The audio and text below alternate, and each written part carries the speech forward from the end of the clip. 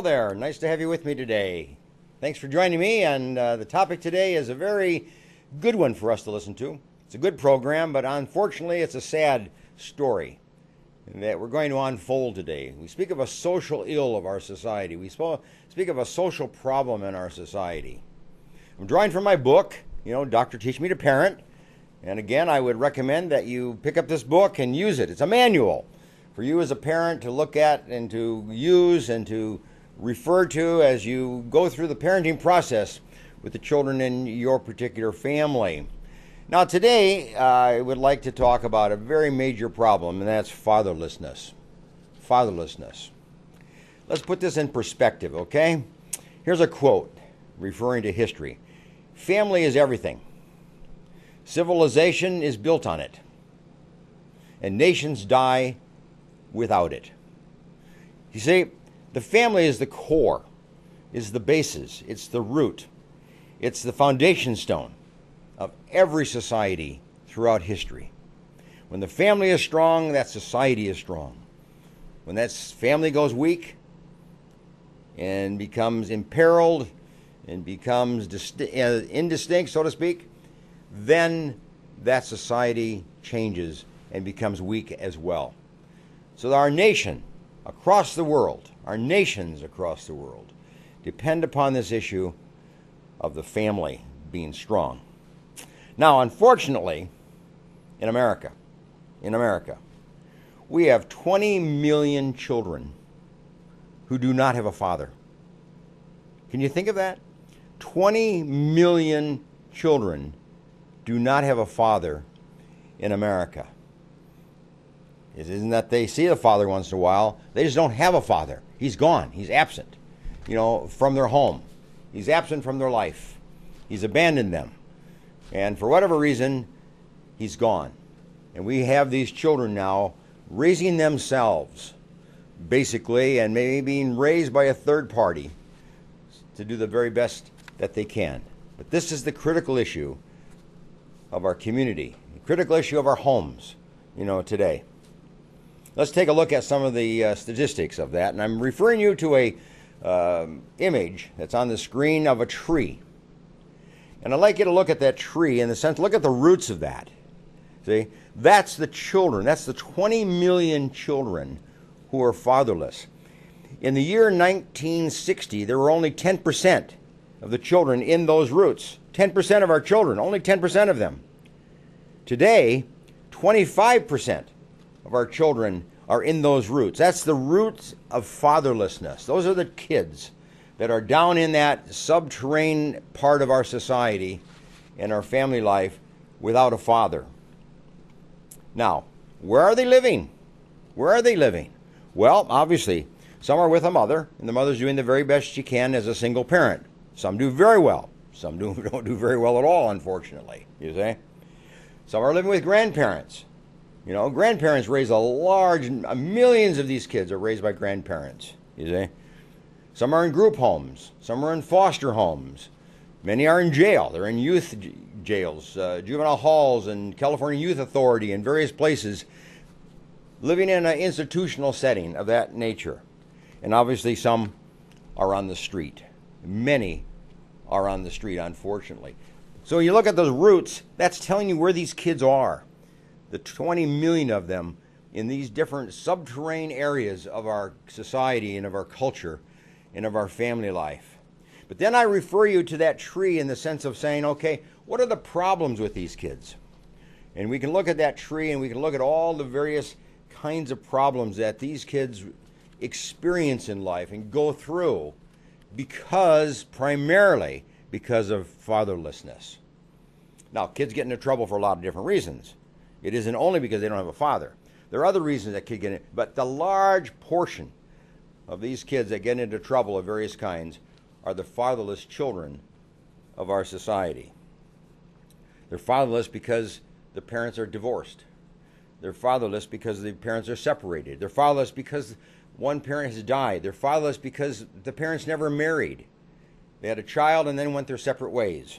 They're fatherless because many of the fathers are in prison. And they're fatherless because many of the fathers have abandoned these kids. And they're in seeking of a way to live a life being abandoned.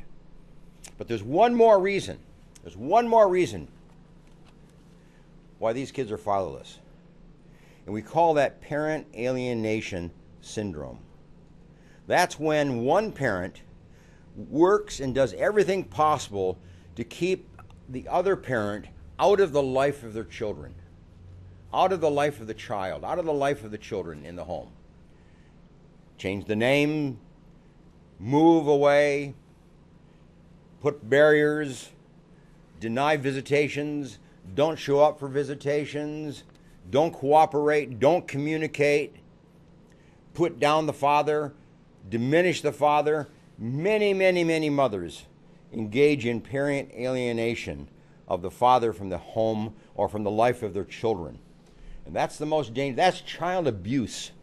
That's one of the most hurtful and most dangerous and most destructive ways that a father is kept out of the life of his child or his children. Now, fathers can engage in parent alienation syndrome as well. We know that in this case. But often it's the mother that does not want the father involved in the life of the children. Now, there may be some reasons, and sometimes there are reasons, and then you set up conditions, you set up some structures, you set up some protections, but you don't keep the father away from the child. When you alienate the child, you are creating a monster in your children. You're creating the social problems that we're going to take a look at, today. Now, let's just take a look at some of the data on this, fatherlessness, okay? U.S. Department of Health and Human Services, 2013, came up with this, that 45% of the children raised in a fatherless home live in poverty. And that 90% of these children that run away from home and run to the streets are fatherless children.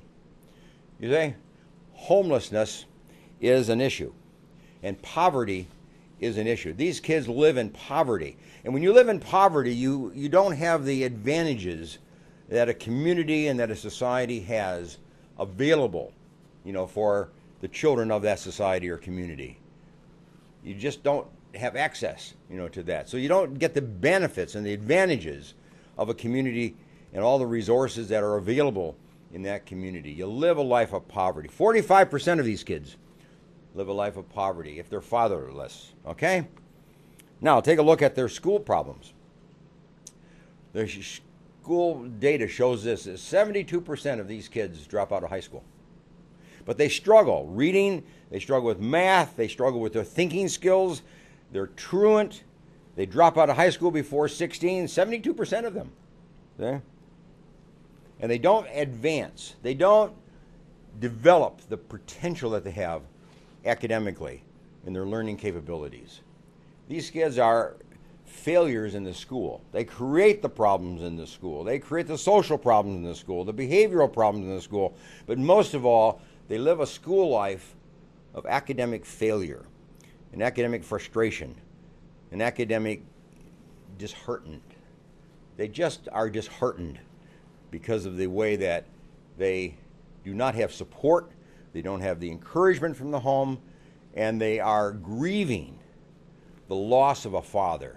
These kids grieve, and it shows up in these kind of ways. When you grieve, you can't pay attention. When you grieve, you're distorted in your thinking, you're distorted in your attention. Your motivation is down, and you can't learn. You don't learn, you say. So it's a deep, deep grieving that these kids have when they have an absence of a father in their home. Now, prison. What about prison experiences? These kids are filling our prisons today, the juvenile halls and the adult prisons. These are the kids that end up in our prison system. 85% of the population in prison are fatherless. 85%. That's huge. Just think what it'd be if we had fathers in the home and the fathers stepped up to the plate and fathers became involved in the life of their children. Rapists, 60% of them are fatherless. You see, the behavior problems that bring you into a prison environment largely relates to fatherlessness.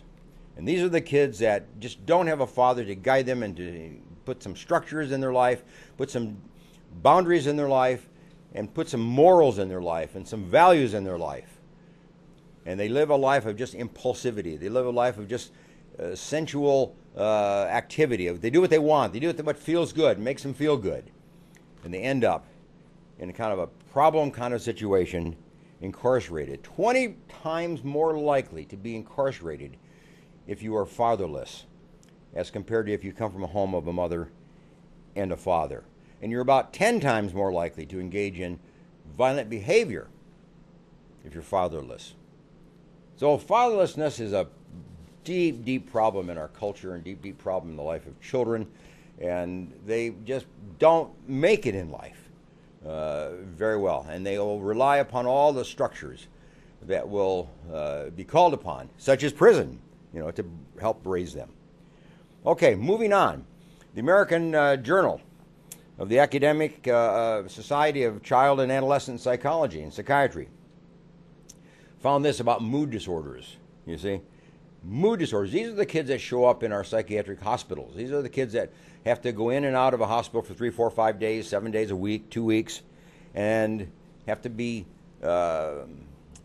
given a more intensive form of therapy before they can be released, go back home, and often will return to a hospital 2 or 3 times in the course of their getting their act together, getting their life together. 85% more likely to end up in a psychiatric hospital if you're fatherless.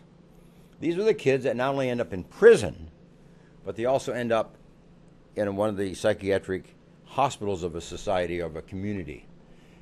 And it's often in that progression. They go to a hospital, they go back again, they go back again, and other times they may end up in an alcohol treatment program, a drug treatment program, and before you know it, they're ending up in the prison system. And now they're living out their life in the context of a prison. It's progressive, if you will.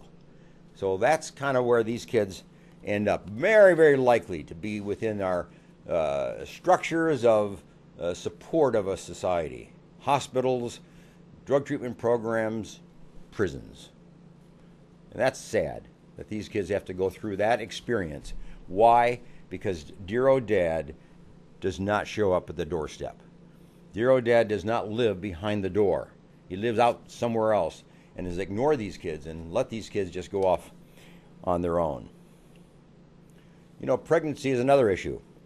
The Journal of American Issues showed this, that these kids are the ones who are likely to end up being pregnant in high school, and then obviously drop out of high school, or more likely to drop out of high school. 71% of teenage pregnancies is with children who do not have a father in the home. In other words, the structures are not there. Mother can't keep all the structures necessarily. And maybe they're not even with a mother. Who knows who they're living with? But at least they do not have a father in their home guiding them in their behavior patterns and their behavioral choices. These are the kids who end up being raped. These are the kids who end up being sexually abused. Large percentage of these kids are sexual objects to somebody else, and they end up becoming pregnant. And now we have a child trying to be a mother to a child. And it just doesn't work. It just doesn't work. Now, she may do the best she can, but a 16-year-old girl is not capable of being a mother, is not capable of being a nurturing mother, not capable of being an educating mother, not capable of being a supportive and nurturing mother.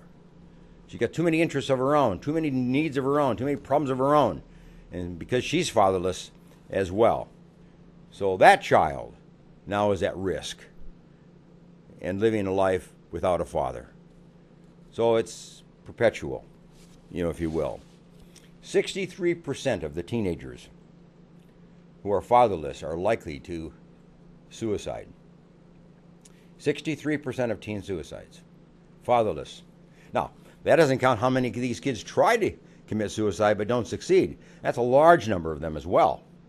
But these are the suicide kids. These are the ones that, successfully commit suicide. And they're fatherless.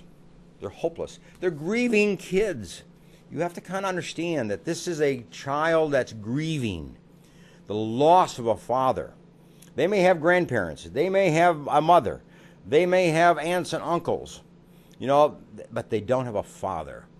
And kids grieve the absence of a father. And when you grieve, you're in depression. And when you grieve, you have anxiety and fear. And you live with that sense of uncertainty and unsureness in your life. And you look about trying to find that in somebody else. You try to find that in some other situation. Try to find somebody who might give you a little sense of importance or value, might pay a little attention to you. And that's why young girls seek the attention of boys, because the boy is a substitute for the father that she does not have. In particular, these girls that look to an older boy, because he is a representation of the father that she does not have. But he can't play the role. He can't do the job. It's a false start, right from the beginning. 68% of these kids are in human trafficking. Human trafficking. That's prostitution. That's these kids that are bought off and taken to San Francisco or to Chicago or to Detroit or to some major city and are sold as a prostitute on the street. That's human trafficking. And I've treated some of these kids, and I've seen them in my office. That's sad stories. No father in their life. It hasn't been a father in their life. And the guys that take them on and do the human trafficking kind of become their substitute father, their surrogate father, if you will. Sad story. Sad story of these kids that end up in human trafficking. And then take a look at drug use. Just take a look at drug use. That's a huge problem in our society. But drug use is rooted in fatherlessness. This is where fatherlessness really shows itself. So when you have this drug use problem, 70% likelihood, 70% of the kids who are into drugs are fatherless. 70% of them. So you have a major issue in the area of drugs. We try to do all this stuff of trying to get people not to take drugs and get them off drugs and send them to treatment programs for drug abuse. We should send them to treatment programs for fatherlessness. That's what they need. They need to build in a term for a father. They need to build in an image for a father. They need to build in a substitute for a father. It isn't just drug abuse that they need treatment about. Sure, they're addicted. Sure, they are. But they're more addicted to the absence of a father and what that means to them emotionally. Kids today are fatherless, and that's the kind of treatment that they need. How to get a father back into their life. How to get their father to come into their life. How to get their mother to welcome the father into their life. And how they can live again as a family, or certainly as an integrated family, even though they may live apart from each other. And the treatment today needs to be on fatherlessness, not on drug addiction. We have the emphasis on the wrong syllable. We have the emphasis, if we can just somehow get them off drugs, we think they're going to be okay. If we think we can just moderate their drug use, they think they're going to be okay, they're going to make it. This is not the case. The root problem is fatherlessness, not drug addiction. Drug addiction is a manifestation, is an example of what comes with being fatherless.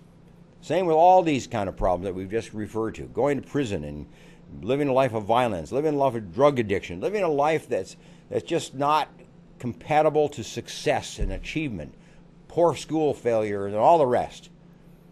We need these kids in a treatment program for fatherlessness and how to connect with a father, how to connect with their father.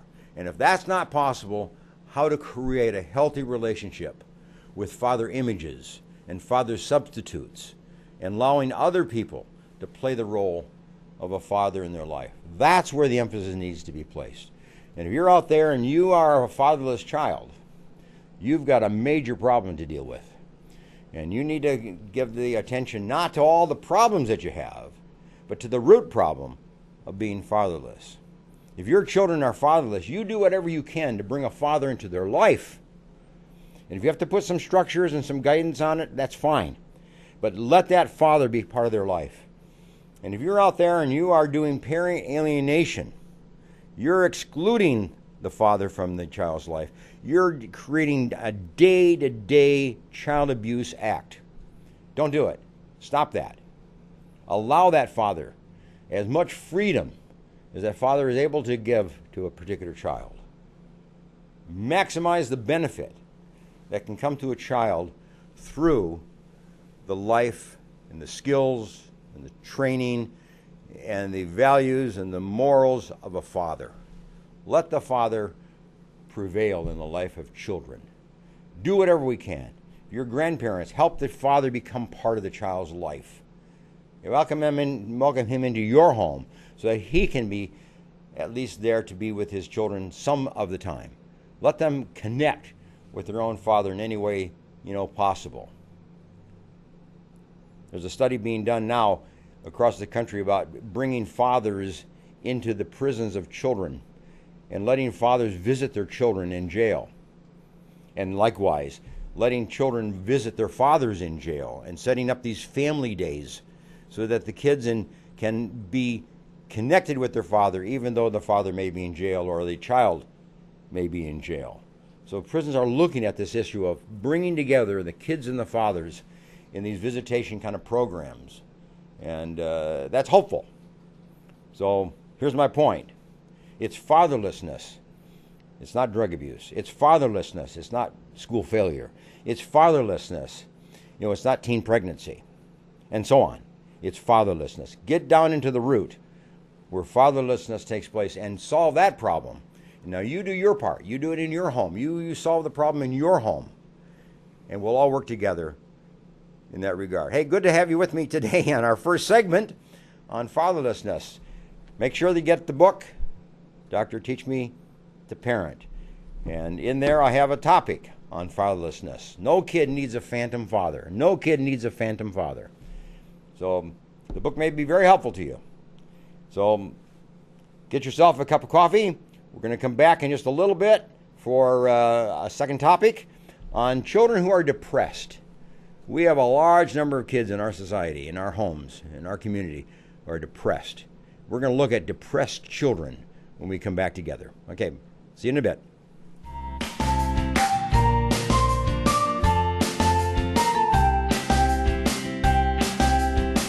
Green Gables Care Home is a 24-hour assisted living facility for the elderly, located in Clovis, California, offering spacious private and semi-private rooms which are wheelchair-approved, catering to the special person in your life who needs attention and wants to live in a loving home environment. The Green Gables Care Home has assisted living and secured homes for elderly persons with Alzheimer's, memory loss, and for your loved ones needing assistance with their activities of daily living. Call 559-307-0950 and visit GreenGablesCareHome.com.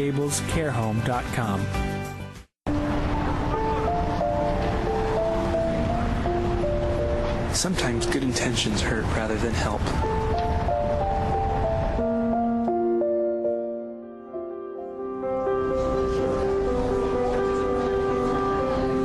For just $1.76 per meal, the Fresno Rescue Mission offers more than food. We offer hope. Please donate today. When you need a dentist who has a passion for superior aesthetics and comfort, you need Dr. Christopher Wong with Cedar North Dental. Call 559-432-4948 or visit cedarnorthdental.com. Do you need a locksmith? Layman's Lock and Safe Service and Repair is available for you. 559-228-1805. Choosing a Medicare plan can be difficult and frustrating. Susan Hatch can guide you through the Medicare maze and help find the right plan for you. Susan helps people understand the confusing and drastic changes that occur every year in Medicare. Susan will only recommend plans that will protect your assets and allow you to continue to see your personal doctor. As a 100% independent agent, Susan is not controlled by any particular insurance company to steer a person onto any one particular plan. Susan was awarded the #1 Medicare supplement agent in California. Look for Susan's Medicare question and answers every Monday in the Fresno Bee. Call Susan at 559-307-2287 and visit MedicareToday.net. Gained a lot, learned a lot, and got a lot of love. If it weren't for the knowledge that I had gained from the classes at PCC, I probably wouldn't be the mom I am today. See, there it goes. love you to me, my son Aaron. My situation was very difficult. I didn't know how my life was going to turn out. We graduated in June 2010 and we got married in July. And through family, the Pregnancy Care Center changed our lives. The Pregnancy Care Center was a huge, vital part in helping me walk through that pregnancy, in educating me and loving on me during that time.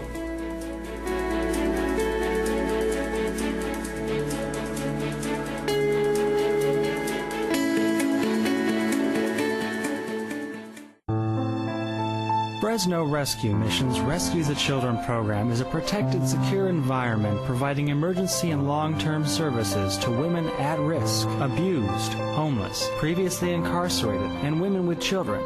The community provides women and their children a place to get away from destructive lifestyles, offering a place to heal, learn, and grow. Give to the Fresno Rescue Mission today.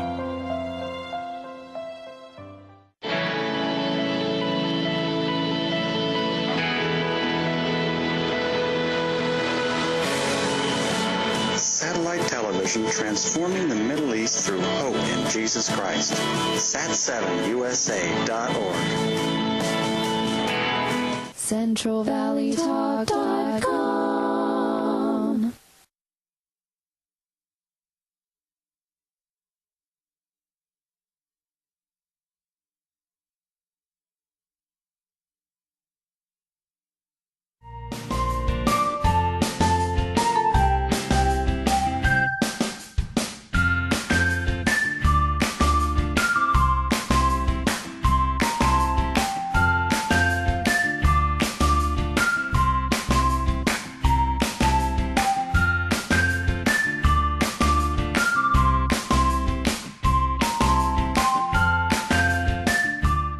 All right, thanks for coming back and joining me for the second part of today's session.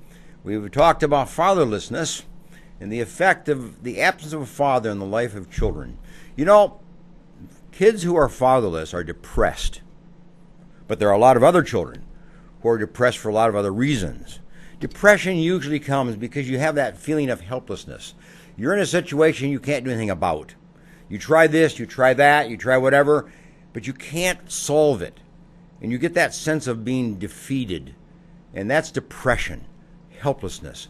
But there's also a depression that comes from just the absence of rewarding experiences in your life as a child and as a person, as an adult.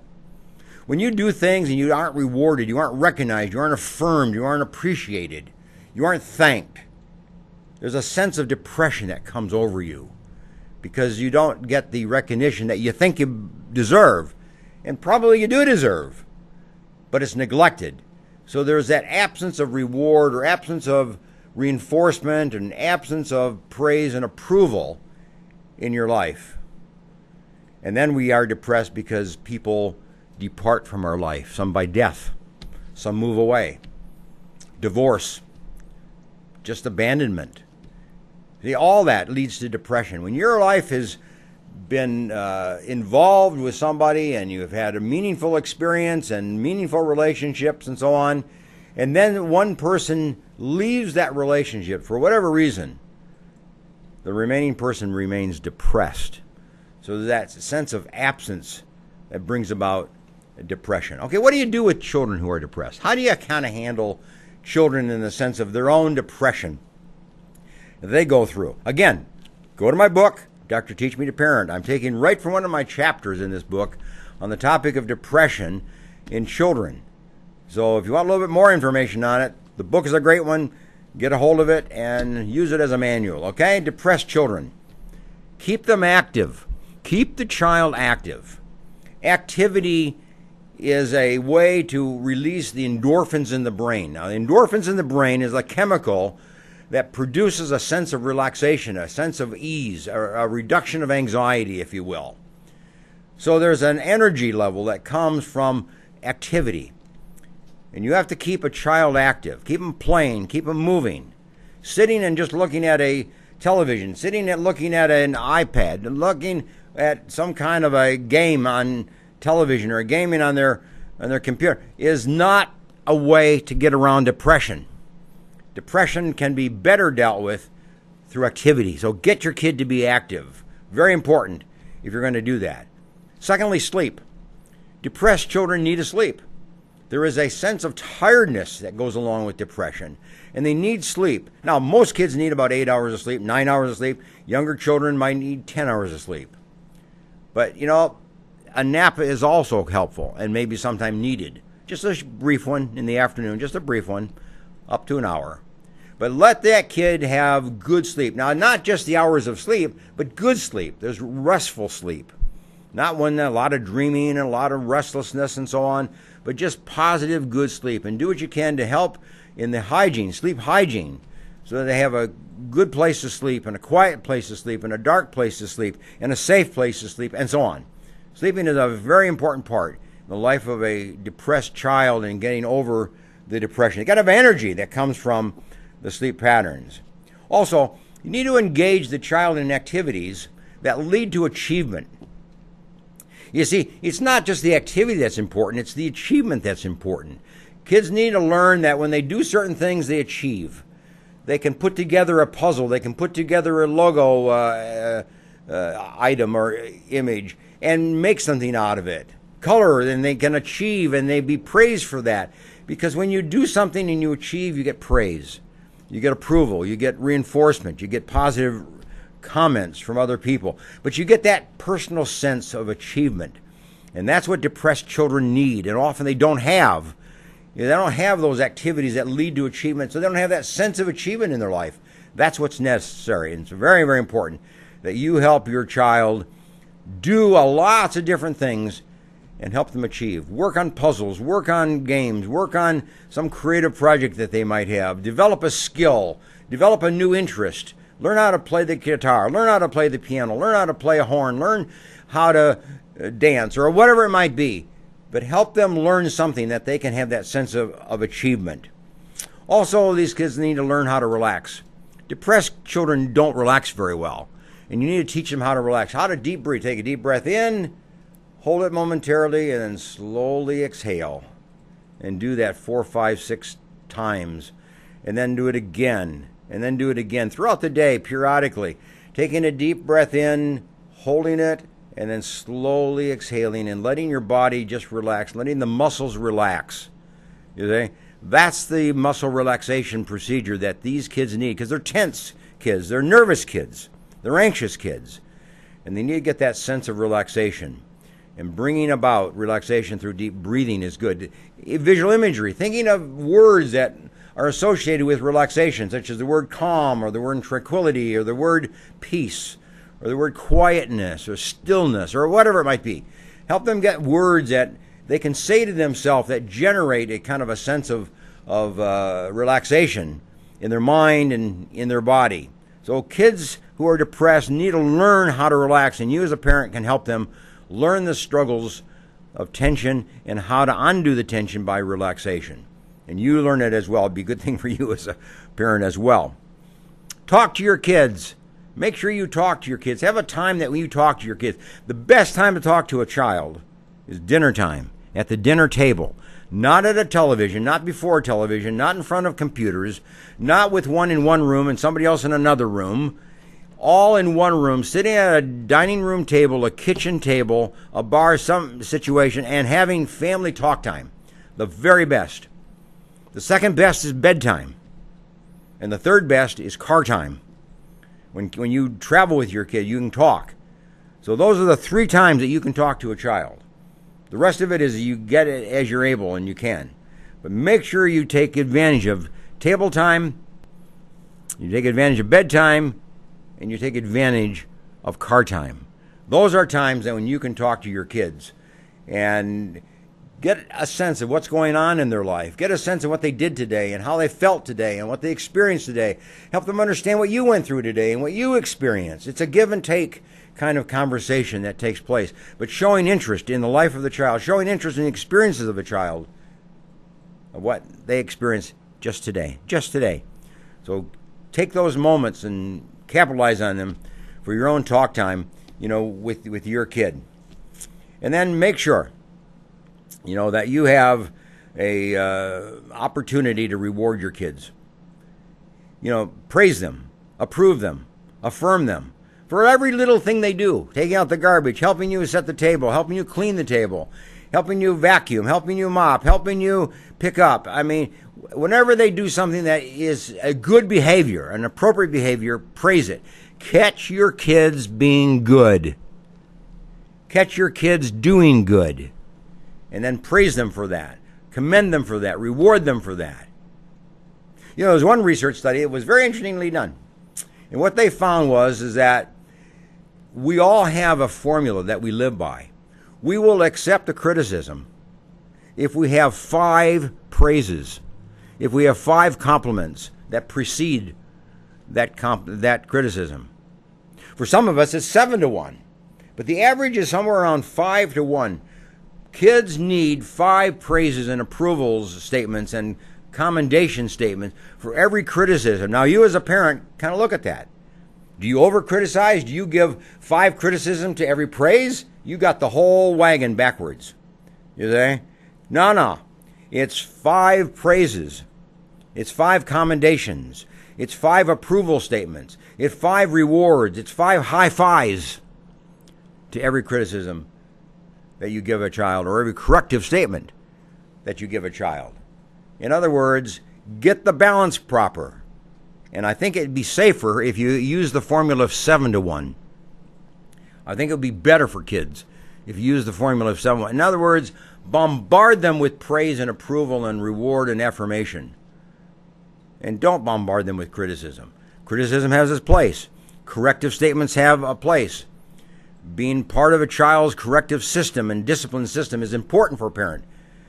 But you won't get very far if you haven't laid the base. And the base is praise and approval and commendation statements that have preceded.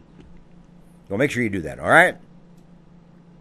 Now, you also want to make sure that you have a good diet for your kids. Now, diet isn't necessarily important. I mean, it is when it comes to weight and weight control and management of that. But what's important is that you make sure your child has the fruits and vegetables necessary for life. Make sure that they get 2 servings of fruit. You get 2 servings of vegetables or 3 servings a day.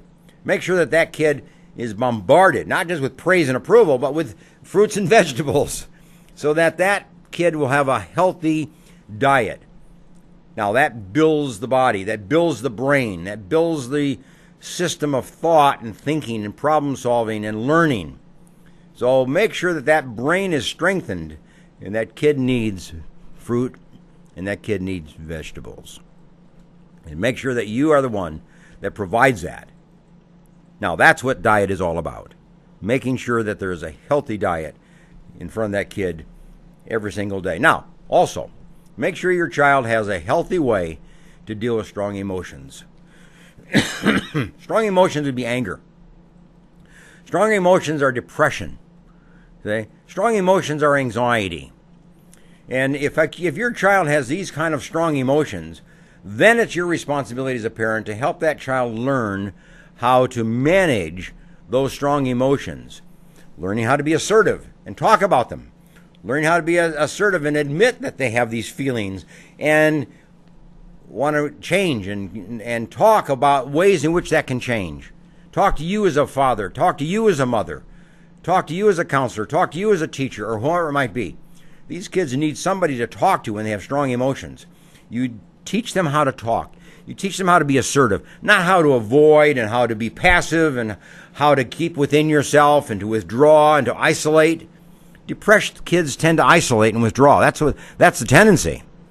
And what you need to do is help them overcome that by becoming a talker, becoming more a communicator, becoming more an assertive person, so they can speak out and be part of a communication system. And that will help them solve and resolve some of the strong emotions they have otherwise. Strong emotions must be met with assertive communication skills, forthright discussion.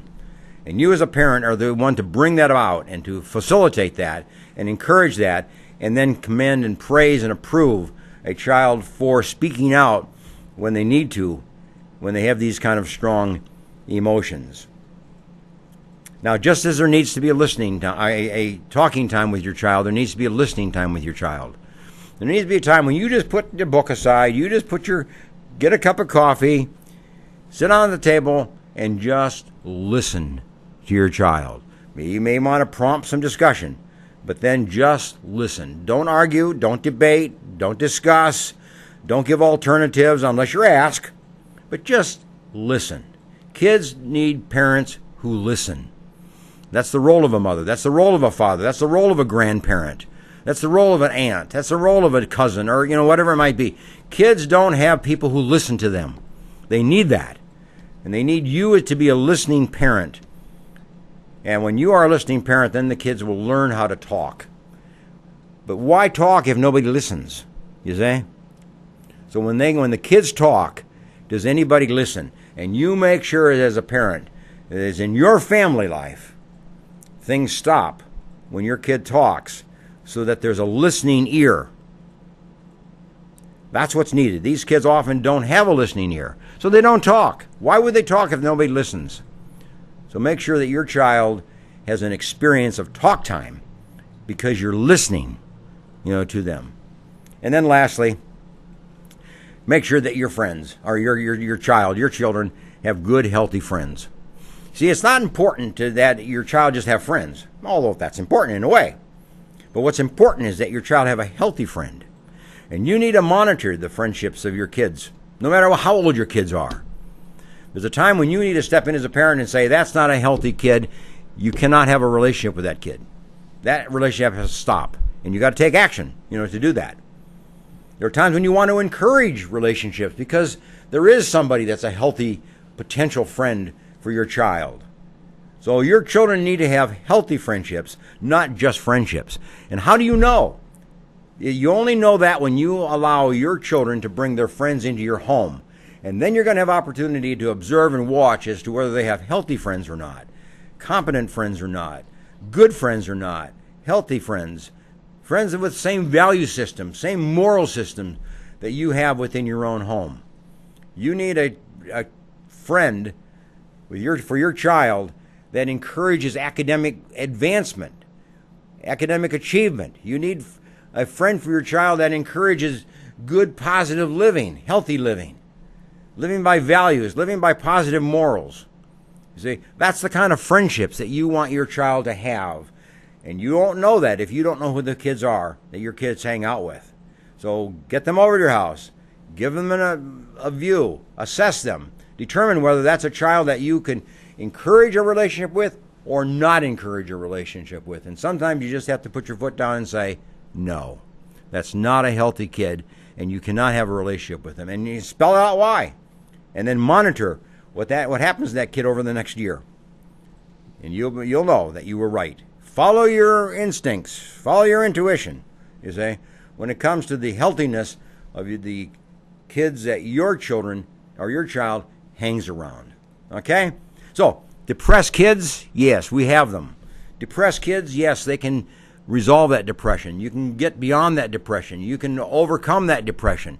But as a family, you have to do it. As a family, you have to get involved. And you might have to consult a professional counselor. Go to a psychologist in your community and have a few talks together. Maybe have 3 sessions, 5 sessions, and just get that kind of started so that you as a family can then build on that and make sure that everybody succeeds and excels and lives a life that's healthy and positive and firm and achievement-oriented.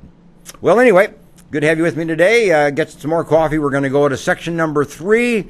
We're going to talk about children that are impulsive. Can't wait. Have to have everything real quick, right now.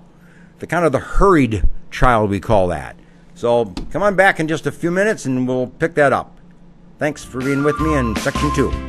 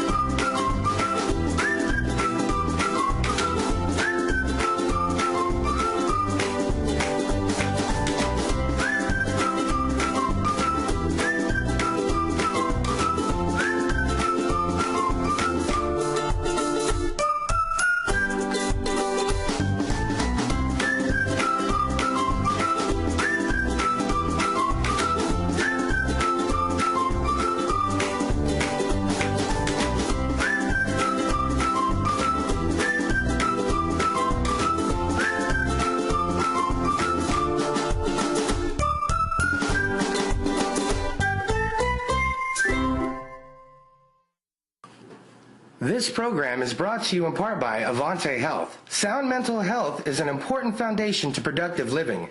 Happy employees are productive employees. Employers have the option to carve out the mental health component of their general medical plan to Avante, a fully insured specialty health plan focusing on mental health, substance abuse, and employee assistance programs. Avante offers full service benefit management, from eligibility determinations to in-house claims processing. Avante can handle all aspects of your benefit management needs. Avante Health provides EAP mental health services to the employees and families of local and national companies, businesses, and governmental agencies. For more information, call Avante Health 800-498-9055. 800-498-9055. Visit AvanteHealth.com. Dr. Alan Hedberg is proud to have Avante Health as a sponsor of this program.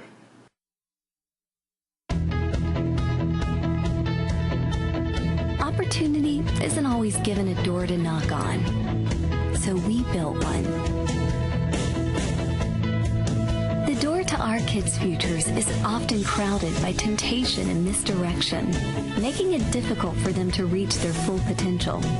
But once they enter that door, our club door, inside is a place of hope and opportunity. The second home for the nearly 4 million kids we serve every year after school and in the summer.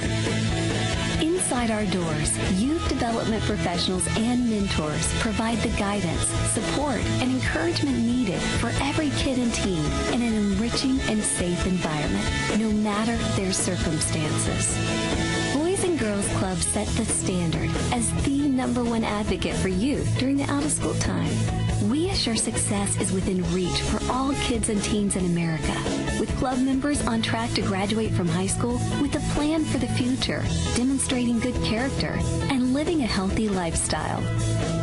We're leading America's youth, fostering success well beyond the basketball court through hundreds of programs, from robotics to the culinary arts, providing unlimited opportunities for those seeking. This hope and opportunity builds character, creates leaders, and helps all kids define their future. Ensuring young people find their passions, reach for their dreams, and achieve their full potential. Much can be found inside our 4,000 doors nationwide and on military installations around the world. Boys and Girls Clubs is the opportunity for all kids, and our doors are open. Great futures start here.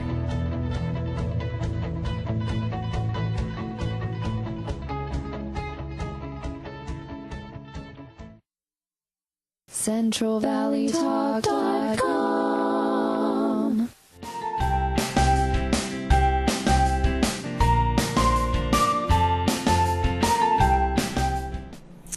All right, thanks for coming back and joining me for the third and final part of our program today. We started out today with the problem of fatherlessness in America. 20 million kids living without a father. We looked at the problems associated with those kids. Then we moved on into the issue of the children in our homes that are depressed, children in our classrooms that are depressed, and how we can be of benefit and help to these kids and overcome their depression so they can excel and succeed and achieve in life. And now what I want to do is, just in our last little segment here, look at children that are impulsive. We have a lot of kids who just are on a what we call hurry sickness agenda. You know, everything they do is do it now. Everything they want to do is do it in a hurry. Do it in a very quick manner so that they get it done and achieve or get whatever they want. It's called the impulsive child, the hurried child. That kid is more likely to get into trouble because they don't think before they act. They act and don't think, or they act and maybe think later, you see. So they're more likely to get into minor problems in school, in the classroom, in the home, because they just don't give thought to what they're doing and what they're about to do and the consequences or the possible consequences associated with that particular action. You see? So impulsive kids don't think. They don't consider. They just do what is upon them, or what thought comes to them, or what opportunity is presented before them, and they just take it if there is interest or if there's some kind of attraction to a particular item. They eat, and they'll say things, and they'll break things, and they'll overplay, and whatever it might be. Go to my book, Dr. Teach Me to Parent. I'm taking this from one of my chapters, The Impulsive Child. So if you have an impulsive child, the book is a good one for you, because there's a chapter just devoted to this topic of how you can work with your child that's impulsive, all right? Now, impulsive kids need fixed routines. They need to know when dinner is served every night the same time. They need to know bedtime every night the same time. They need to know what time they get up. They need to know what time they leave the home in the morning for school. They need to know what time they return home and what they do between coming home from school and dinner time, and what they do after dinner to the time they go to bed. In other words, fixed schedules, fixed routines, and fixed patterns are very important for the impulsive child. Don't you become impulsive just because your child is impulsive.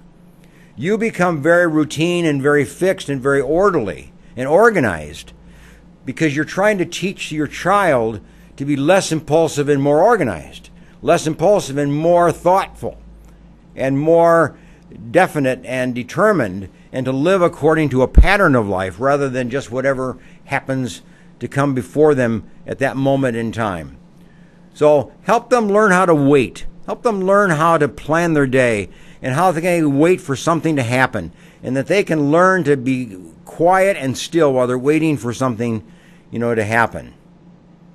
Discourage shortcuts. Don't let shortcuts live for the life of a child, or the child live for shortcuts. Shortcuts only encourage more impulsivity. So what you want to do is help your child learn that you take steps. There are 3 steps to accomplish a task, and you do all 3 of those. There are 4 steps to accomplish a task, and you do all 4 of those.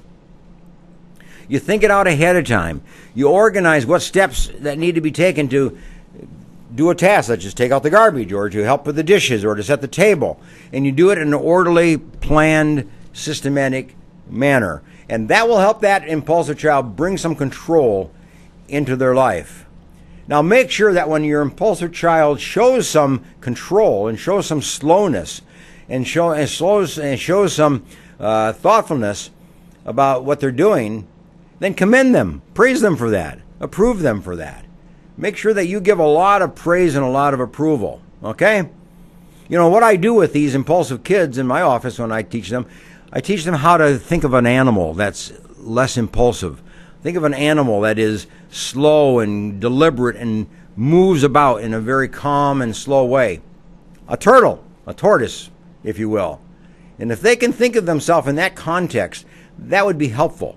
And then you can praise them, you can approve them for slow movement in the same way that a turtle moves about slowly, eats slowly, and swims slowly, and so on. So a child can become more like a turtle, and then when that happens, you can praise and you can approve and you can affirm the child for developing that kind of slowness in their own life. But now here's something you can do when you teach your child while you go shopping. Take your child with you shopping. A lot of these impulsive kids you don't want to take shopping with you because they're tough to handle in a grocery store. But the purpose of taking them, and maybe going to a smaller store, is to teach them to learn how to reach for something, not grab something. Learn how to reach something and slowly take it from the shelf and put it into a basket. Slowly take it from a shelf and look at it and read it and make sure it's the right item, and then slowly put it into a basket. That's a teaching opportunity. So shopping is an opportunity to teach an impulsive child, a quick child, a hurried child, to do things more slowly and more deliberate. That means it's going to take you longer to shop. That means maybe on a shopping trip, you're only going to get 3 or 4 or 10 items. You're not going to do your whole weekly shopping, because that would take forever. So take your child on a deliberate shopping spree, and even to not necessarily a grocery store, but to a clothing store or to a hardware store or toy store or whatever it might be. And your purpose is to learn how to reach and take something slowly rather than learn how to grab something and just tear it apart and put it in the basket. Quickness is not to be encouraged. Slowness and deliberateness is to be encouraged. And you have to teach patience. You have to give them opportunity to learn how to be patient and to follow you as an example of patience. You have to exemplify it. You got to model it. You have to kind of show what it's like to be patient. You do things slowly. You do things deliberately. You do things in a routine, systematic kind of way. You learn how to behave very deliberately. And then the child will observe you and more likely behave like you. So you can teach a child to become less impulsive by you showing what deliberateness is and patience is in the course of your interactions with that child and interactions with your whole family. You see? And then make sure that you know that there's a difference between a behavior pattern that's compulsive and it has to be done now and now and now, and a behavior that is pre-planned. I'm going to do something later. I'm going to do something after a while. I'm going to do something after dinner. I'm going to do something tomorrow. I'm going to do something tonight before I go to bed. You pre-plan activities and then you do them at the appointed time, as compared to being impulsive or compulsive in the sense you got to do it now. Get that word now out of the vocabulary of your family and get the word pre-plan into your vocabulary as a family. Pre-plan things. Think ahead. It might be 10 minutes. It might be 5 minutes. It might be 5 hours ahead. It might be a day ahead. But teach that concept of pre-planning so that a child can anticipate, look forward to something, and learn how to wait. And then, obviously, you want the difference between what I call visual screening and physical touching. A child can go to a store and just look and just watch and just look. You can go to a toy store, but you don't touch. The rule is no touching. But you look, you observe, you just look at the different things, and you teach that impulsiveness to come under control of an individual. So teaching a child to be thoughtful and to be more controlled and be more inhibited is what you want to do. And you can do that by teaching a child to visually scan items without touching. So the impulsive child is a tough child to raise in a family, but you have to do it deliberately. You have to be deliberate in what you do, and you have to set up the terms for the child in your house so that they can do things on schedule and do things in a routine manner, but do things upon waiting. Learn that waiting is part of life, but it's not a bad thing. Okay, this has been the report today of Dr. Teach Me to Parent using my book, Dr. Teach Me to Parent. Let me just give you a quote to end our session today, and it kind of puts things into perspective of what we've been talking about today, okay? The quote says this: each day in our lives, we make deposits in the memory bank of our children. Each day in our lives, we make deposits in the memory bank of our children. See, you do something every single day that becomes part of your child's memory system. So think it through and make sure you do the right things that you want your children to learn and to remember for the rest of their life. Go to my podcast, thepsychologyreport.buzzsprout.com. It's on every day. It's on the internet. You just go to thepsychologyreport.buzzsprout.com. It's my podcast, and you'll get all kinds of topics. I've been doing it a year now, and all kinds of, about over 200 topics there in the archives that you can learn from. Topics that may be of interest, to you. And then I refer you to my website, booksbyhedberg.com. www.booksbyhedberg.com. That's my website. It's where you can get a hold of this book, and I recommend it for you, and I'll see you next week. Bye for now.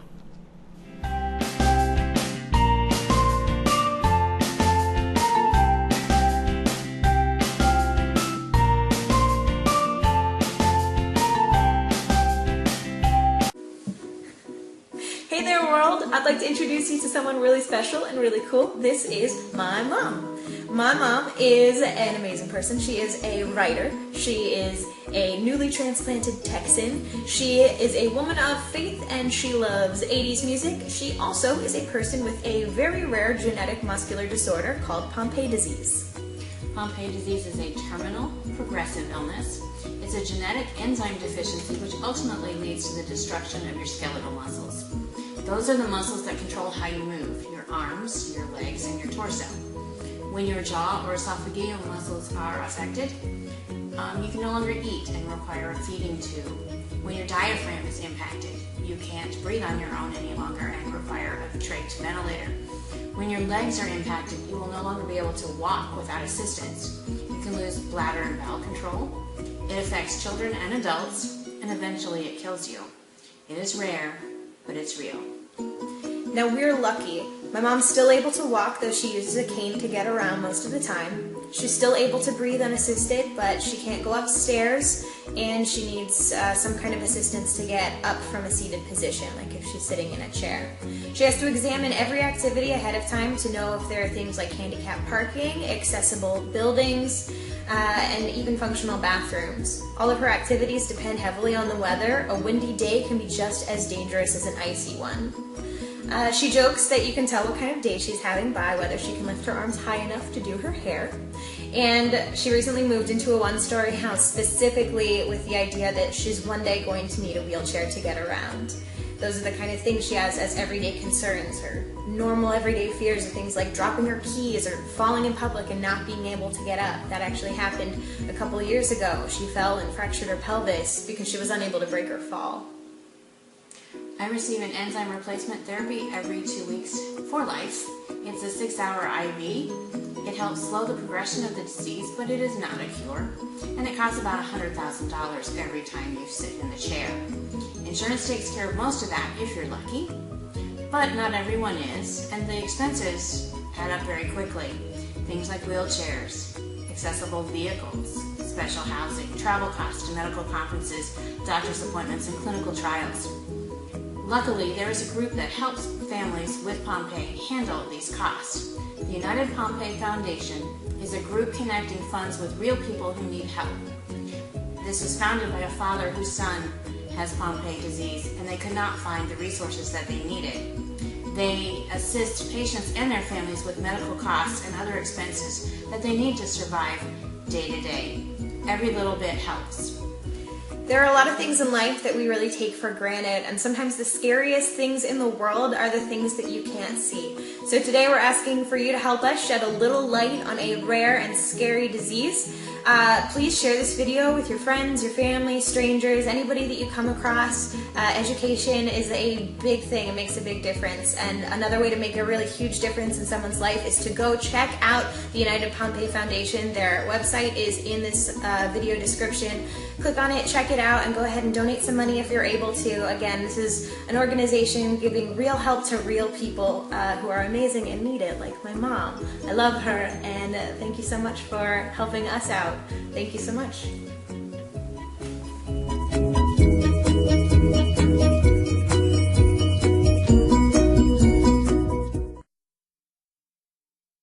CentralValleyTalk.com